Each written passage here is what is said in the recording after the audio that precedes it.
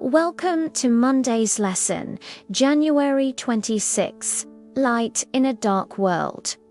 In today's study, Paul calls believers to live in a way that clearly reflects Christ in a world filled with moral darkness. In Philippians 2:14, he urges us to do all things without complaining and disputing.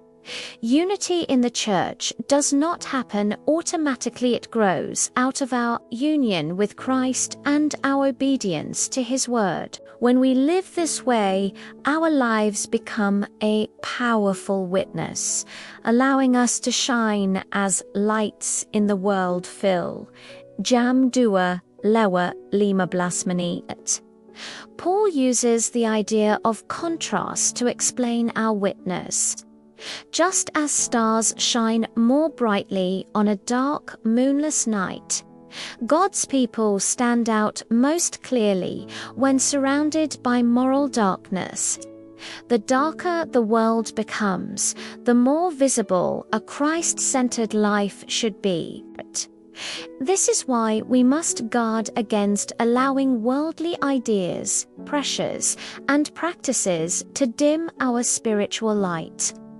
In Philippians 2:15-16, Paul describes how children of God are to live.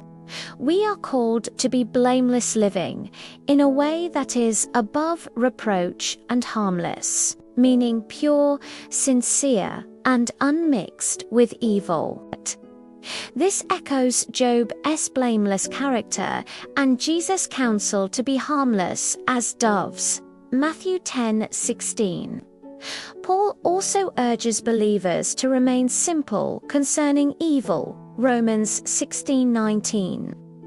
In a world saturated with media that often promotes values contrary to God's will, Scripture gives us a clear principle.